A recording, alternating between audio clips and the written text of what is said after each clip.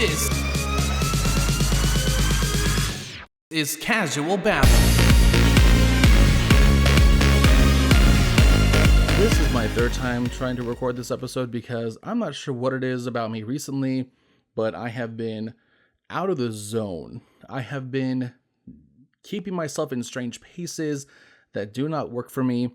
But all that aside, welcome, you beautiful individual. This is bcbabbles, and you're back on Casual Babble, the delve into the culture of the young professional and entrepreneur. Let's get into this. Before we hop into today's topics and some news updates, a reminder for those of you who were not here for the last episode, we have launched our Entrepreneur Spotlight. That is a weekly theme where each week I will be showcasing segments from an interview that I had with an entrepreneur. Currently, most of my guests, if you're interested, I am meeting through Podmatch. I just joined up, and you can find a link to that in my Linktree/bcbabbles. Check that out. I think also in my Casual Babble Linktree, let me just double check, make sure that they're all useful here. I have so many going on. Nope. Misspelled. Double checking. Okay. Yeah, so if you go to my Casual Babble Linktree, Linktree/Casual Babble, there is a link there to join Podmatch if you're wanting to be a guest on the show. And if you're an entrepreneur, someone who supports entrepreneurs, someone who oversees an organization, or some kind of startup owner, you should definitely be on the show, especially if you've got a really good story to share and a lot of insights. That's what I'm looking for. So we launched the Entrepreneur Spotlight. This week is Lisa Franz. She is a health and wellness coach, and she was an awesome conversation to have. We released our first clip and couple of segments in this week's first episode, released on Tuesday, the 22nd, and then we'll have some more in this episode a little bit down the ways, and then the last few segments for this week will be in Friday's episode, coming out on Friday. So yeah, again, these are recorded conversations I've already had through Podmatch, and then each person I record with, that I interview, they will have a whole week to themselves as the Entrepreneur Spotlight. So this week is Lisa Franz, and we have other people next week and the week after. So let's hop in real quick to one more detour real quick. Reminder for those of you who are looking for marketing services or know someone who is in need of affordable marketing services. I am in the market right now as a virtual assistant specializing in communications, marketing, and public relations with some admin services too. If you're interested in those, go to my personal Linktree, Linktree/bcbabbles, to learn all about that. Okay, first, some local news. We'll dive into the latest edition of the Innovate Charlotte newsletter. For those of you who don't know, Innovate Charlotte is a nonprofit in Charlotte that focuses on facilitating and helping to promote all other resources available to entrepreneurs in the Queen City, especially if you are a tech-focused startup. Very important. So they talk about a lot in this recent issue, but the big things that we want to hit up, especially if you're, again, a tech startup, are the deadlines and opportunities for different resources that you might want to look into. So let's start off with deadlines and opportunities. July 25th, which will be tomorrow. This episode is going to come out on Thursday, the 24th. So tomorrow, applications are due for the 2025 NC Tech Awards, honoring standout companies, innovators, and leaders shaping North Carolina's tech sector, with winners celebrated at the state's premier tech event on December 9th in Raleigh. Then two things on the 31st. Firstly, the applications are due for the BoostPad's 11th cohort. It's a hands-on, community-driven program launching on August 20th that equips Charlotte area entrepreneurs with the clarity, tools, and coaching needed to grow with purpose. Then we have applications closing for the GREP Beats Startups to Watch, spotlighting promising North Carolina-based tech or tech-enabled startups earning under $3 million. Awardees will be featured at an event in Durham on September 18th. So there's that. Two things happening on August 1st. The first is that you can then apply. So applications are open to the next cohort of the Launch CLT Mentor Program, a free opportunity for Charlotte-based founders to gain strategic guidance and hands-on support from a team of experienced mentors, with interviews beginning August 4th. So applications open on August 1st and interviews beginning on Applications open on August 1st and interviews happening August 4th. Also for August 1st, don't sleep on the next Venture Summit in Greenville this September. The summit will include a founder match day connecting high potential companies to investors in a speed dating type environment. You must apply by August 1st. So that's open now. Apply now by August 1st. August 3rd, applications will be open for the RevTech Labs FinTech and InsurTech Accelerator. This is a 12-week customized program for post-revenue, post-growth startups ready to scale with tailored support and global exposure. Then we have on August 8th, Venture Atlanta will then be accepting applications from Southeast-based tech-enabled startups ranging from seed to growth stage and planning to raise within 18 months to pitch live on stage October 15th and 16th with access to over 450 investors, exclusive networking, and year-round visibility. That's a mouthful, but that's also a huge event. Every single year, I'm always hearing about Venture Atlanta. So if you're a tech startup and you're in that same vein, again, you are Southeast-based, you are tech-enabled, you are either seed or growth stage, and planning to raise within 18 months, this is for you, Venture Atlanta. Apply starting August 8th.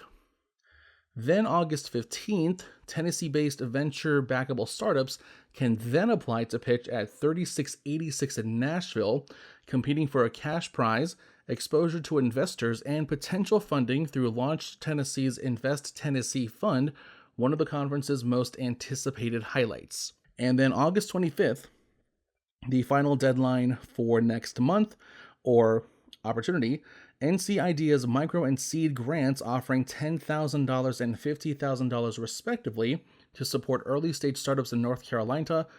There was previously an info session, but if you're subscribed to the newsletter from Innovate Charlotte, there is a link to the info session webinar or the presentation deck.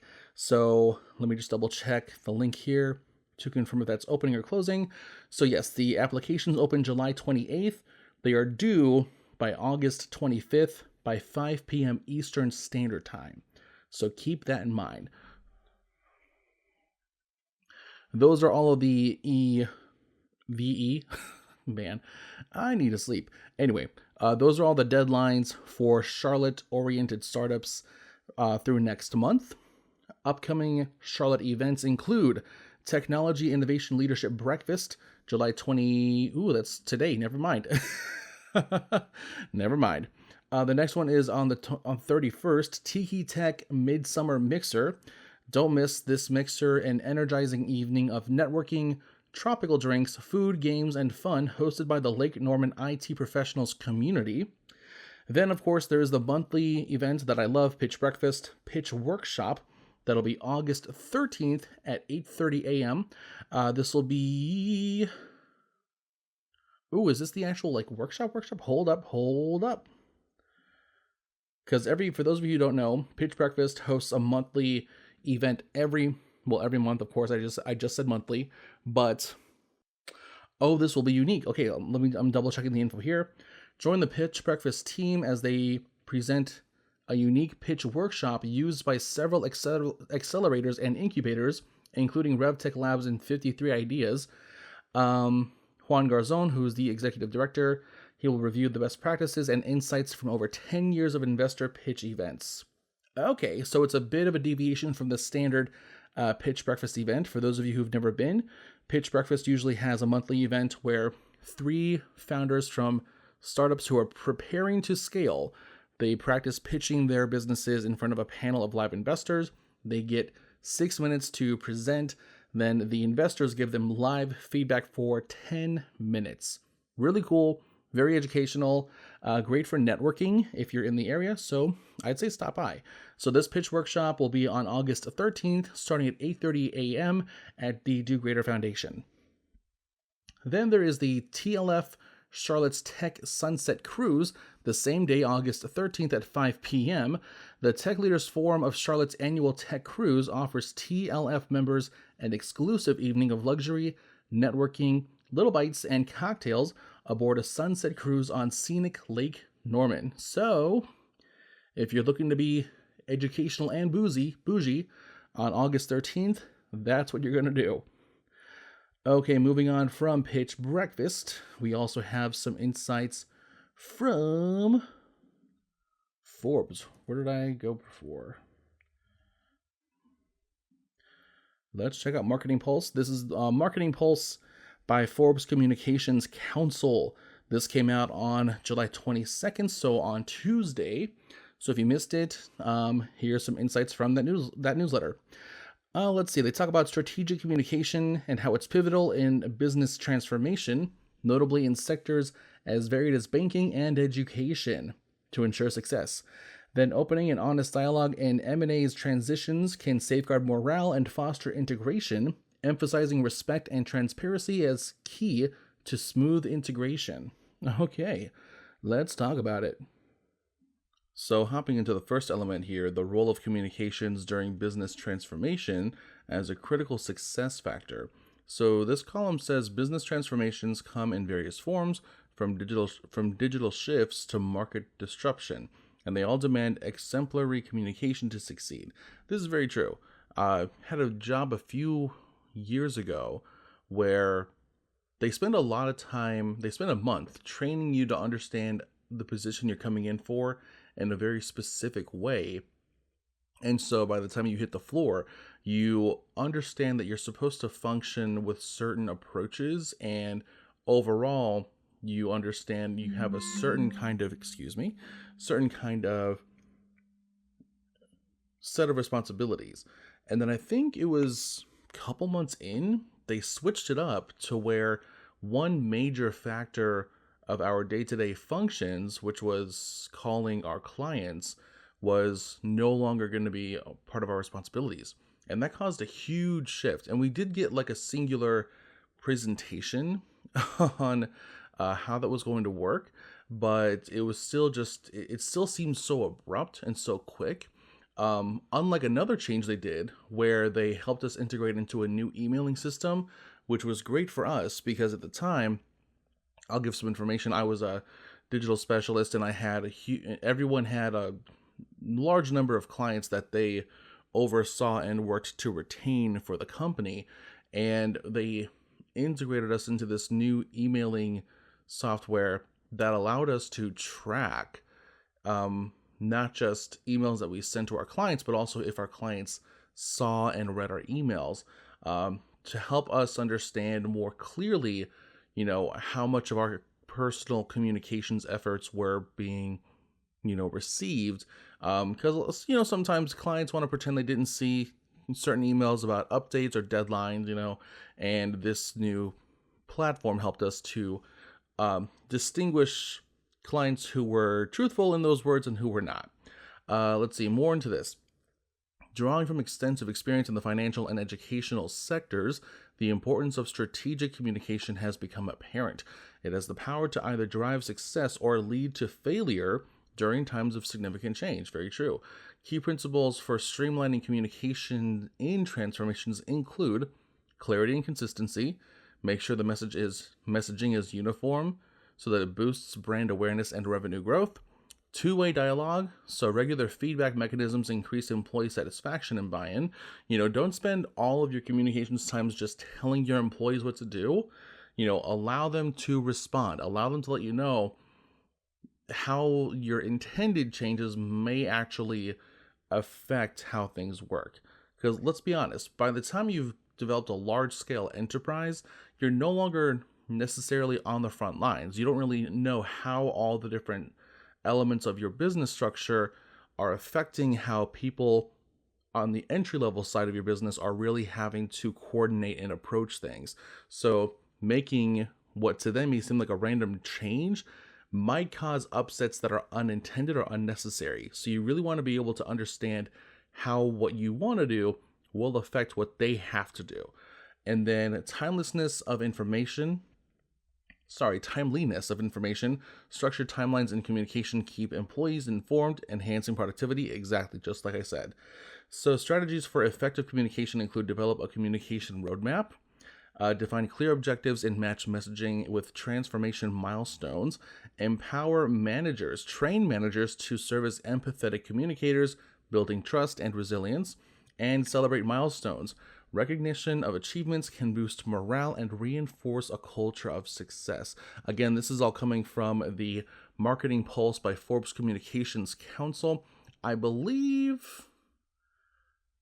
this is by Forbes, but I feel like I signed up for this through the Morning Brew as well. They have a lot of different segmented newsletters in the Morning Brew, but I may have also been on Forbes for this. But yeah, this is the Marketing Pulse by Forbes newsletter. Just in case you're wondering where this information is coming from, just to re-mention. Let's see here. Moving on to the next part of their articles, ground rules for acquisition integration communications. When acquiring a new company, the integration process can be unsettling for When acquiring a new company, the integration process can be unsettling for employees of both the acquiring and acquired companies.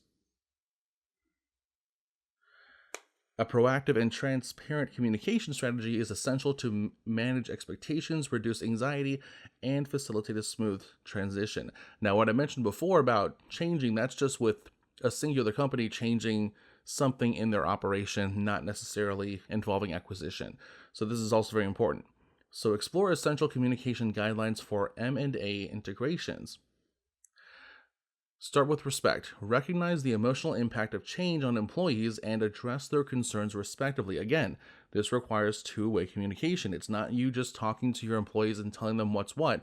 It's giving them the opportunity to respond to you and let them know, hey, this might do this. Hey, what does this look like? Yada, yada, yada, because they're going to have to know so they can try to anticipate what shifts they have to make. 2. Be forthright about negatives. Share difficult news, such as redundancies or closures, early to preserve trust.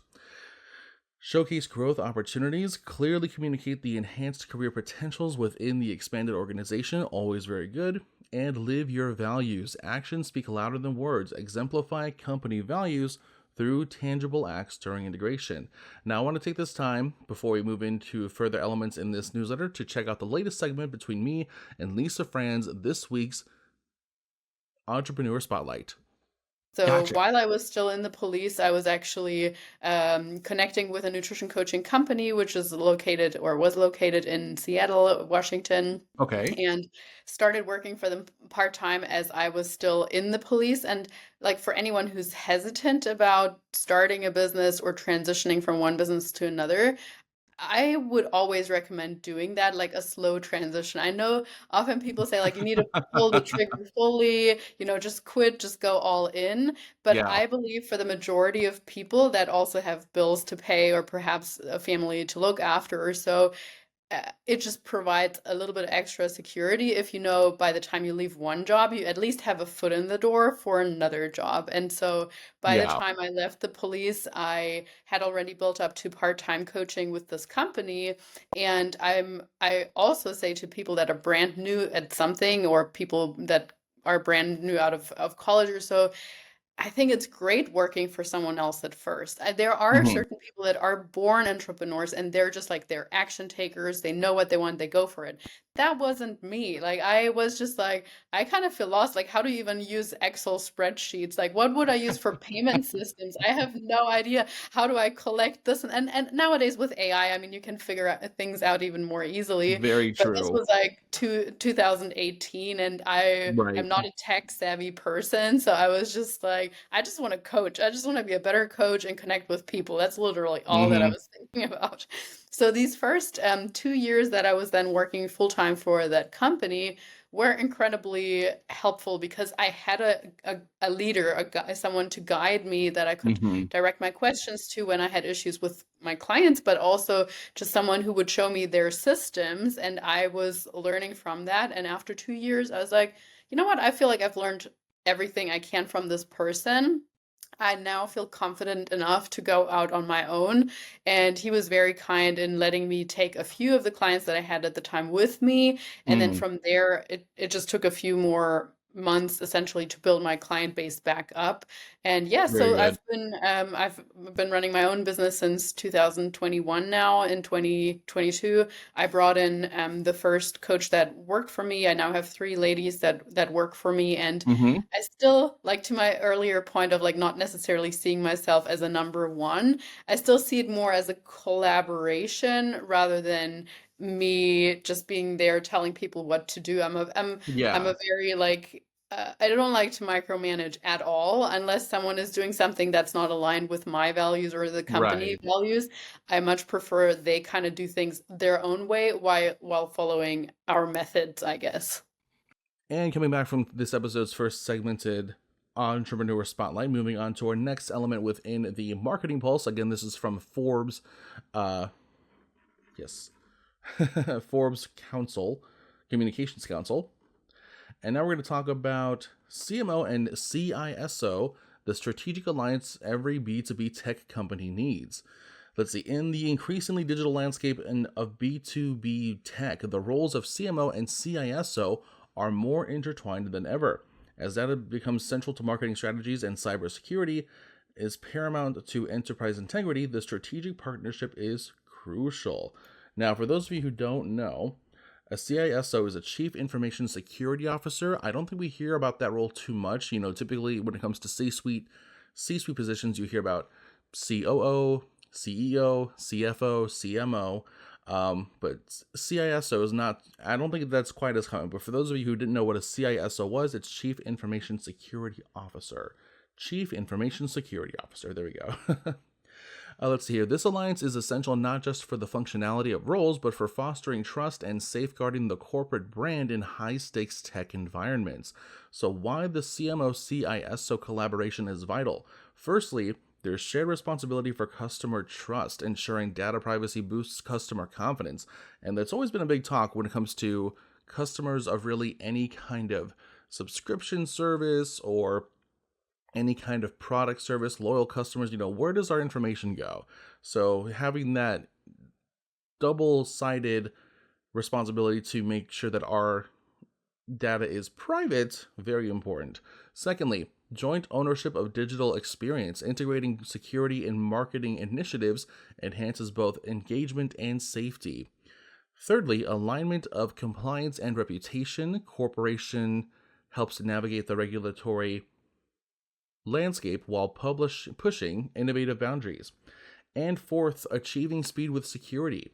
Marketing's agility compared with security's thoroughness can create a dynamic and secure marketing strategy. So, tips to enhance this partnership.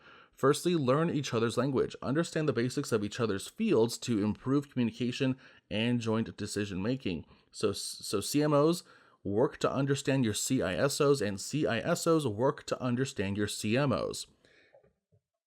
Involve CISOs early in marketing plans. Embed security considerations at the outset of campaign and tool development. And then adopt shared KPIs. Monitor relevant metrics together to ensure a holistic approach to performance and security. And there's a link there to read the full article on that as well. Okay, and a reminder for those of you who might just now be tuning into this random part of the episode, I am currently in the market to work as a virtual assistant and marketing specialist as well. If you or anyone you know is in need of a marketing specialist, check out my Linktree/bcbabbles. You'll see a PDF there going over my services and what that looks like. So, before we close out this episode, let's go into our next segment for Lisa Franz's Entrepreneur Spotlight here on Casual Babble. So I'd had all this learning basically before the pandemic even hit. I think that was very, very fortunate. And then, given the industry that I'm in with fitness and nutrition, actually we had a big, I almost want to call it a boom, Mm, 2021, or so like 2020 and 2021, because I okay. think like many people realized, okay, I've got money burning in my pocket that I can't spend on travel, etc. Now is a good time to really focus on me. I can't eat out anyway. I can't do anything else. Like, you either had the one extreme where people just completely let go and gained more weight and neglected any kind of physical activity, and then other people that really utilize that time in terms of their own health. Mm-hmm. And so I profited from that side, and that was also when and why I then was able to start my own business.